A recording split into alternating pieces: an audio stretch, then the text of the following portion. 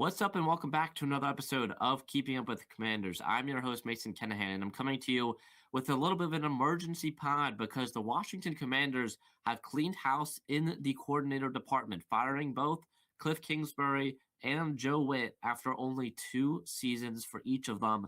Both coaches came in before the 2024 season, and they were hired by Dan Quinn as a part of Dan Quinn's initial coaching staff. And 2 years later, both of them are gone, and they are gone for the wrong reasons. We'll start with Kingsbury, and then we'll get into Joe Whitt in a little bit. But we'll look at overall both of these coordinators and how things have gone. Last year in 2024, the Commanders were 1 win away from making an appearance in the Super Bowl. But 1 year later, both coaches are out of or gone or fired, basically. Kliff's, I know, was a mutually agreeing to part ways. Kliff Kingsbury is currently, we'll just jump into him right now. Kingsbury, after being fired, he is going to get, he is scheduled to have multiple head coaching interviews with the Titans, with the Giants. I believe the Falcons are probably going to be in there as well. But he is going to be getting multiple interviews from teams that have head coaching openings. He got some last year with the Saints. That was the big one, and they ultimately elected not to go with the Saints, or the Saints ultimately elected to not go with Kingsbury. But Washington, this is a pretty bold move from Dan Quinn, and this is a move that I consider it to be make it or break it. You look at what Kliff Kingsbury did last season for the Commanders. Average offensive yards, 5th with over 370. Total touchdowns, 6. Points per game, 6. Rushing yards per game, 4th. Not only in 2024, but in 2025 as well. The run game for Washington was one of the best in the league.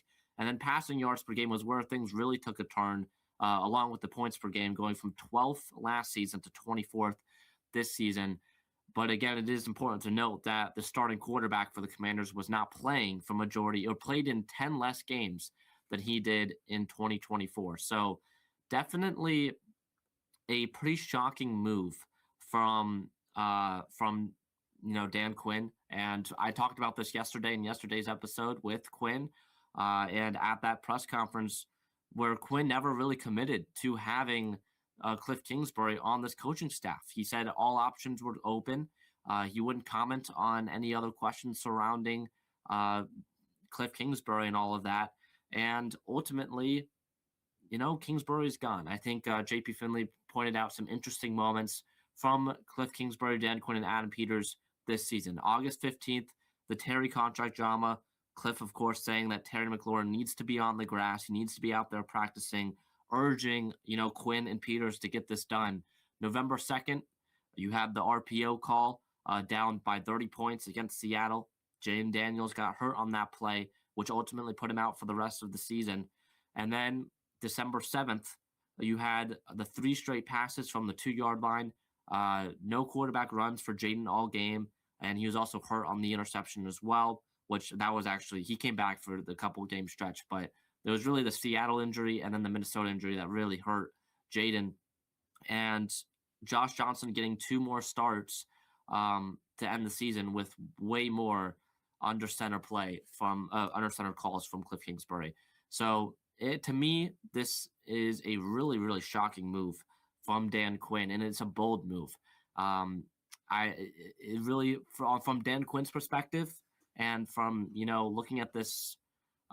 If I'm Dan Quinn, I better have a plan in place with a high-profile offensive coordinator candidate to replace Kingsbury, because how the saying goes, the grass isn't always greener on the other side. And Kingsbury had his weaknesses as a play caller. You look at, maybe you could consider putting Jaden in harm's way too much, stuff like that. But there's not really many better options than Kingsbury as an offensive mind out there. We saw the most offensive success from a Washington offense in 2024 that we've seen in decades, it really feels like. And that was thanks to Kliff Kingsbury. I know Dan Quinn didn't have anything to do with that offense, so That was thanks to Kliff Kingsbury. And now making a move like this, firing someone who has not only, led an offense that helped Washington get to an NFC championship game in 2024, but has had a top 5 rushing offense in each of the last 2 seasons. And now you're letting him go. And I think that not only is that shocking to me, but also I think how other teams view a guy like Kingsbury. We see how other teams view a guy like Kingsbury. They view him highly. They view him highly enough to get him interviews for head coaching positions back to back years now. He's been a guy that is trying to rebuild his brand after being fired from Arizona. And he's done a pretty good job of it, in my opinion. Enough of a job, at least, to continue to be the head coach, to continue to be the offensive coordinator for Washington.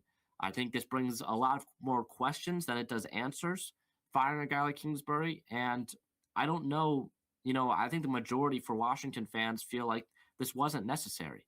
I think this also can potentially bring in some, some question marks from players, especially the guy under center, your franchise quarterback, or maybe not under center, right, in a Kingsbury offense, more in shotgun, but from Jayden Daniels. Yesterday, I think Daniels put out some pretty, important quotes surrounding Kliff. He said yesterday, "I love working with Kliff. We have a special relationship. I just wish I was out there more to play for him this season." And, how many times have we talked about the stories, or how many times have we heard the stories of Kliff and Jayden getting to the facility together at like 3 a.m. before his rookie season, and even like in the offseason this year as well, to get some extra work in?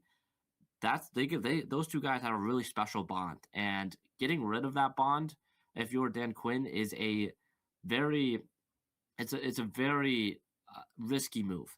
It really is, because you have a quarterback that not only it has a special bond with Kliff, but was originally brought in to this team because of Kliff Kingsbury, because he fit Kliff's scheme. And Dan Quinn has said it in the past too.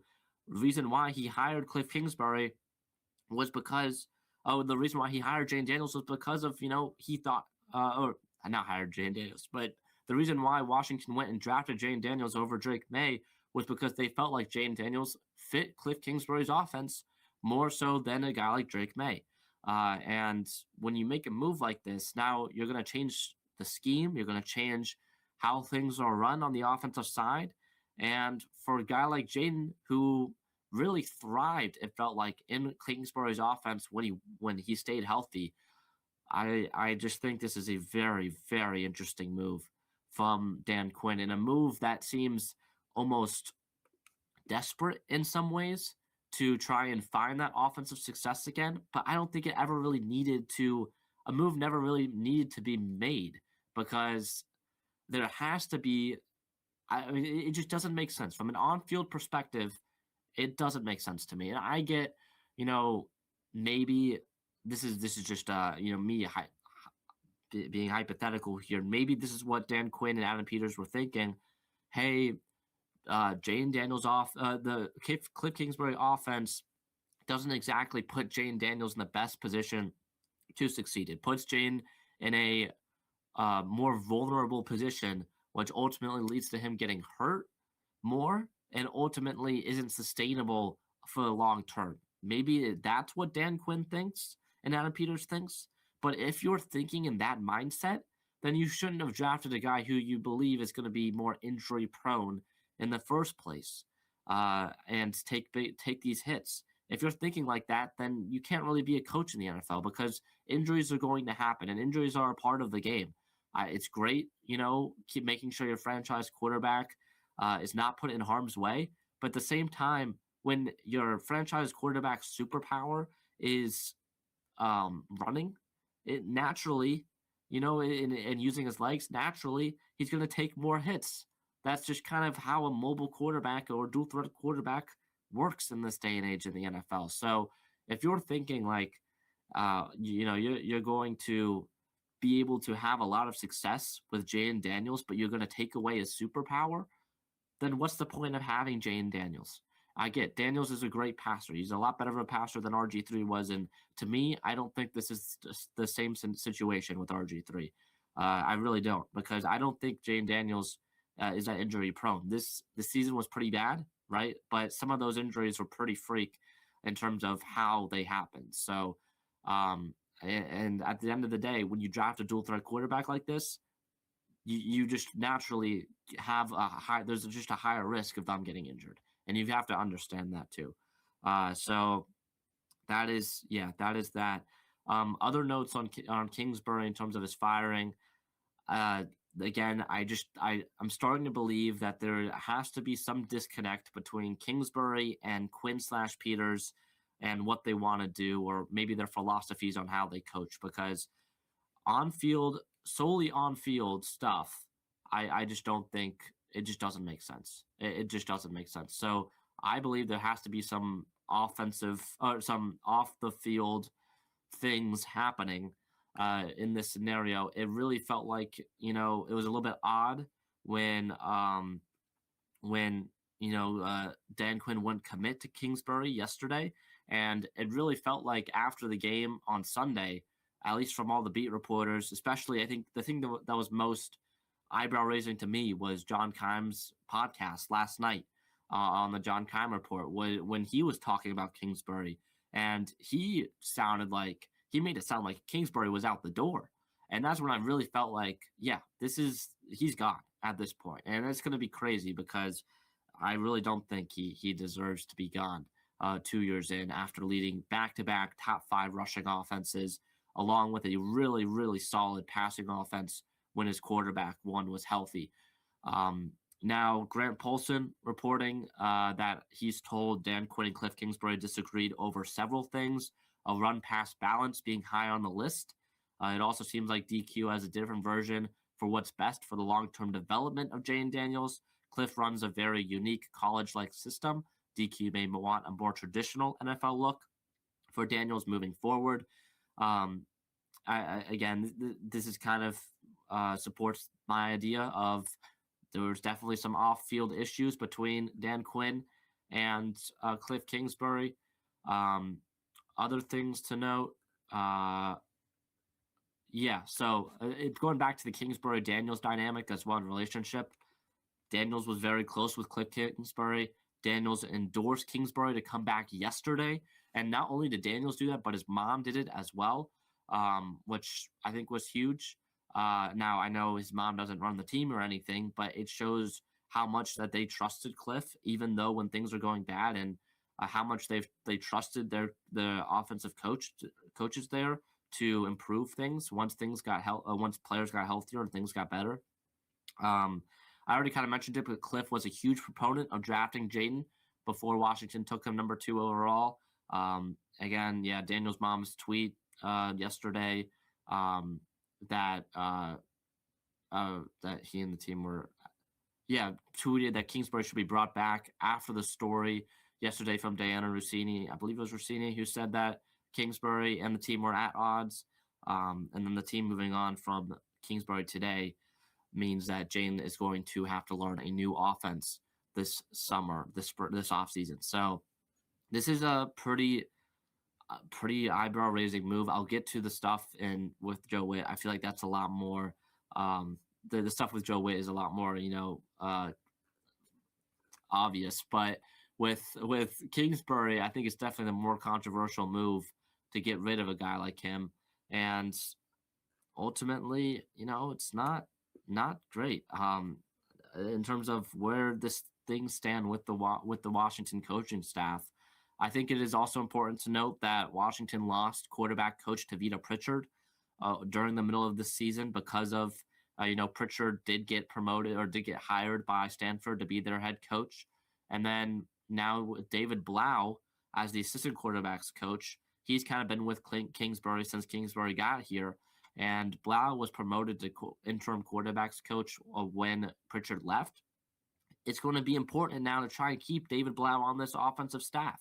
You're going to need to have some consistency, I feel like.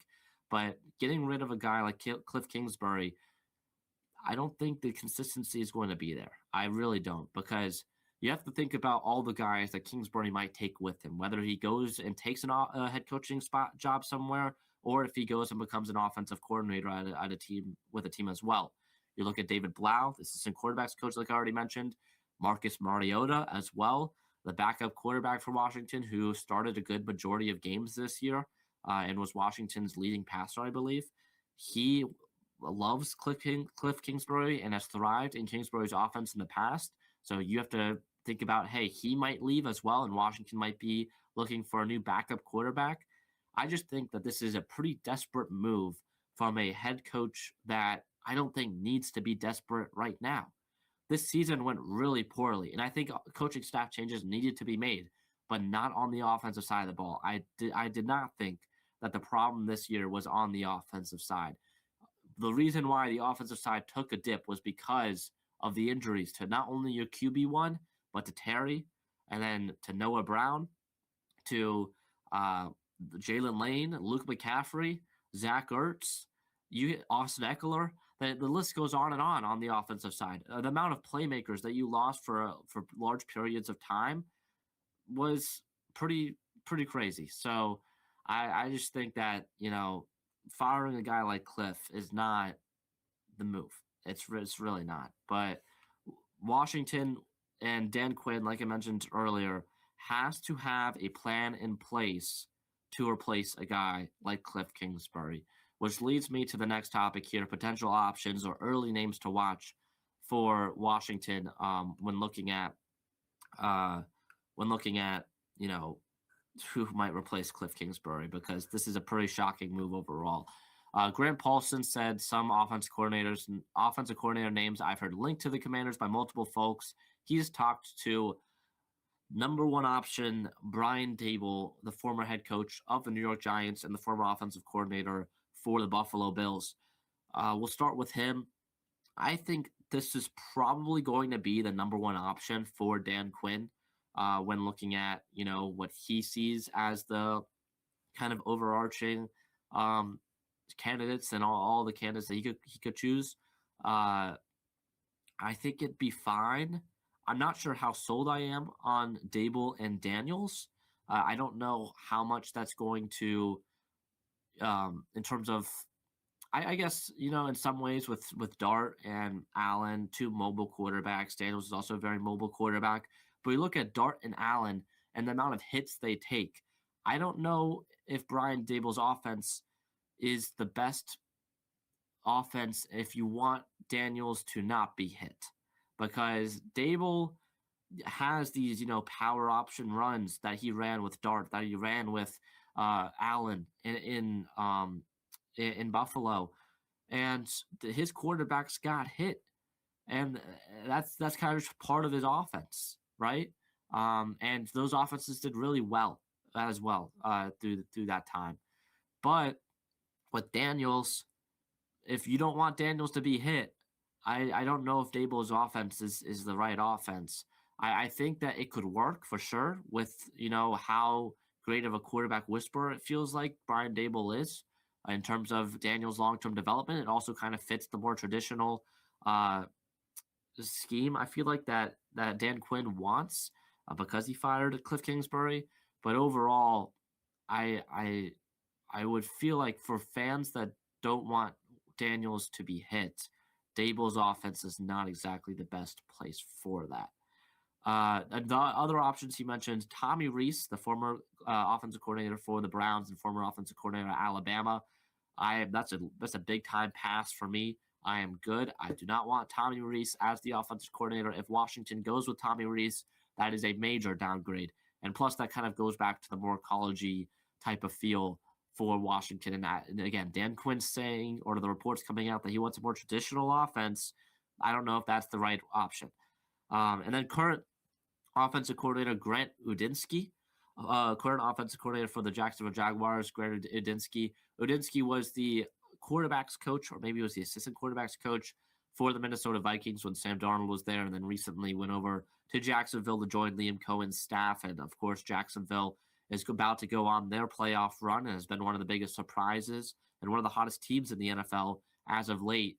Udinsky would be a great option to me. He's your typical young hotshot offensive coordinator that is definitely going to be getting some head coaching looks, I feel like, in the next few years. The only problem with Udinsky is that he's currently the offensive coordinator in Jacksonville, and you have to give him an elevated title if you want to be able just to have the chance to interview him for Washington. You'd have to give him that assistant head coach role, which currently belongs to, I believe, Brian Johnson, who again will probably be gone as well, just because of the Kliff being gone. You got to imagine Brian Johnson could be on the move. Anthony Lynn could be on the move. So that title could definitely be available for a guy like Udinsky, but at the same time, I think it'll just be really hard to pull him away from Jacksonville and the amount of success that he's having with Trevor Lawrence and company. So that would not be the top. That would be a really good option, but I just don't think is realistic in terms of Washington's perspective. I think of this list that the Paulson named, the three guys, Brian Dable would definitely be the top option from Dan Quinn's perspective. Other names to look at, uh, I feel like I lost it, but you know, you look at all the head coaches that got fired beyond Dable. Stefanski would be, one to look at, but I just don't think that, he would be on an offensive coordinator. I think he's definitely going to get a head coaching job. And then, yeah, I think another option, Bobby Slowick could be a name to watch. I don't even know where Slowick is now, but the former offensive coordinator for the Texans is now the senior passing game coordinator for the Dolphins. And speaking of the Dolphins, I think up high on Dan Quinn's list will be Mike McDaniel, the current head coach of the Miami Dolphins. Depending on what happens in terms of the GM and all that, which is just a whole other conversation with how the Dolphins run their organization. But I think that could definitely be an option for Washington. And if it's not McDaniel or Dable, it's hard for me to think of an option that I feel like would be at the level or slightly better than Kliff Kingsbury. And if it's not one of those two guys, I think Washington really, really messed things up. Which I think that, it's like I mentioned earlier, grass is not always green on the other side. You're not guaranteed to get a McDaniel, who's still the head coach of Miami, by the way, and is not fired. And you're not guaranteed to get Brian Dable, who's going to be getting offensive coordinator looks from pretty much every team that needs one this offseason. So you're not guaranteed to get those guys. And if you miss out on both of those guys, I would consider it to be a downgrade, because then you'd have to go to an unproven offensive coordinator, which, yeah, maybe has its highs, but is that the best pairing with Jayden Daniels? I feel like you need a veteran play caller with a young quarterback like Jayden, who has had success with quarterbacks in the past, which leads me to a guy like McDaniel or Dable. But I'm looking at, not David Blah, but Davis Webb with the Broncos. He would be someone that has gotten some pretty high praise in terms of his coaching and all of that, the former quarterback. But he's the offensive pass game coordinator and quarterbacks coach with Denver right now, and has done some good stuff with Bo Nix. So he would be one of those unproven young offensive coordinator candidates. But overall, it's not looking great. I feel like, especially if you swing and miss on Dable, or if you swing and miss on McDaniel, because if you don't get one of those guys, or if you don't get one of the Shanahan guys, like McDaniel, I think it's wraps. It's wraps for Dan Quinn in Washington and all of that. The other firing, which I won't spend as much time on, but it was Joe Whitt. This one was coming up, and this one was pretty obvious from the Washington point of view after Dan Quinn took away his play calling duties about the midpoint of the season, just past halfway point of the season. And I talked yesterday in yesterday's episode a little bit about there was maybe a chance that Whitt was going to be able to stay as an analyst, just because it felt like Quinn was really struggling to let one of his friends go in Joe Whitt, but he makes the move, and ultimately Joe Whitt is gone.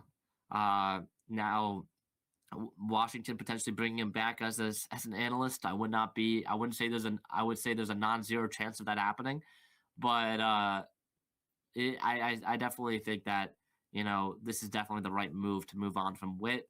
You have to look at the rest of Washington's defensive staff and where things could go with Whitt now leaving. I don't think things would change that much unless a new coordinator wants them to. Ken Norton Jr. with the linebackers. I feel like Norton has done a really solid job developing a guy like Jordan McGee. I think McGee is going to be one of the leaders in terms of the linebacker room next year, in terms of having uh, a lot of playing time more than he did this year. But I'm looking at some other guys like Jason Simmons, the pass game coordinator, right? Looking at even a guy like John Pagano as senior defensive assistant. Don't exactly know what's the future is for him. For Daryl Tapp, right, with the defensive line, a new defensive coordinator might want to bring in their own guys. Kiergan, assistant linebackers and pass rush specialists, and then William Gay with the defensive backs. Tom Donatel as well with the defensive backs. There's a lot of guys that their jobs are going to be up in the air because of this change, and it'll be interesting to see now. From looking at the potential offensive coordinator candidates and the potential defensive coordinator candidates, we'll get into that now. There is a major difference, in my opinion. There are not a lot of great offensive coordinator candidates that I would feel like are upgrades than Kliff Kingsbury. There are a lot of defensive coordinator candidates that I would love for Washington, and there's just overall a lot more options at defensive coordinator if you're looking for a defensive coordinator this year than compared to a offensive coordinator, which always seems to be the trend in the NFL, just because offensive coaches, usually become head coaches, while defensive coaches usually, kind of just stay in defensive coordinator roles. But you look at the list of potential guys Washington could go after: Raheem Morris, right, who just got fired, and Jeff Ulbrich, both of those guys coming from Atlanta. You look at Al Harris, a guy that Dan Quinn has ties with, and that's the guy in the corner down here, the defensive backs coach currently with Chicago. I have my concerns with Al Harris, though, as being a play caller. So I don't know if he would be the top option, especially if, Dan Quinn wants to go a more veteran route, a guy who has called defensive plays before, because, again, he tried someone with Joe Whitt, someone who has never called defensive plays and didn't do it in Dallas, and that was a disaster. So this leads me to believe that Dan Quinn would want to go with a veteran defensive coordinator, which then sways me away from going with a guy like Al Harris, who Al Harris is, a great defensive backs coach, but has never called plays before. And, if it's definitely a big time risk going with another guy who has never called defensive plays, because the last guy he hired because of that did not do well. So that leads me to a Morris or an Ulbrich, right? And Jeff Ulbrich did a great job with the Atlanta Falcons defense this season. You look at the young guys with the pass rush that they developed: James Pierce Jr., Jalen Walker. Both of those guys were great. Pierce had 10.5 sacks this year and is a candidate for Defensive Rookie of the Year. So I would love, for a guy like Jeff Ulbrich to come in and be our defensive coordinator, or be the defensive coordinator in Washington. Some other names: Denard Wilson, right? And Aubrey Pleasant, the pass game coordinator for the Rams, but someone who has also not called plays. And then I feel like the home run hire for Washington would be Jim Schwartz, the defensive coordinator for the Cleveland Browns. I think Schwartz is the best defensive coordinator, if not one of the best defensive coordinators in the league currently. And seeing, Stefanski get fired in Cleveland, I don't know what the future is for Jim Schwartz with the Browns. So Schwartz could definitely be an option. I would assume that whoever the new head coach is that goes to Cleveland will want to keep Schwartz as a defensive coordinator. But if he does become available, he would be my top option for the Commanders. But looking at the guys that, most likely will probably be the defensive coordinator for Washington, Raheem Morris and Jeff Ulbrich are probably the top two. And this kind of goes with, the same philosophy on the offensive side of things.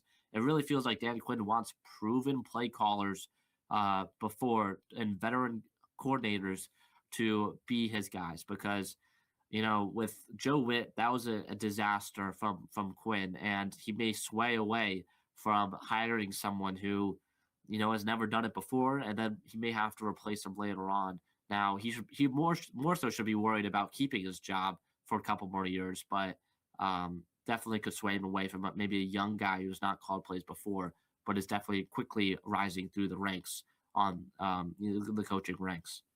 So other names: Christian Parker with the Eagles defensive backs, Durante Jones with the Vikings defensive backs. But those are, again, younger guys that haven't called plays before. So if I had to guess, Raheem Morris and Jeff Ulbrich would be the top two guys, and Al Harris would probably be number three for Washington in terms of who they could go with at defensive coordinator. But that'll wrap things up for today's episode of Keeping Up with the Commanders. The next episode will probably be out whenever Washington hires a new guy or some more breaking news comes out of Washington, because as of right now, things are kind of just moving at a random pace. So it is definitely interesting to see how things have changed quickly for Washington in terms of how this team was in the NFC Championship game. This time last year, they clinched a spot in the playoffs, and they were, on this upcoming week, they would upset the Tampa Bay Buccaneers. But now, a year later, they're looking for two new coordinators, and Dan Quinn's seat just got pretty warm, if it wasn't warm already, because these are some bold moves from Dan Quinn after a year that was hit hard by injuries, especially on the offensive side of the ball. So that will wrap things up for this week's episode of Keeping Up with the Commanders. See you guys next one. Peace.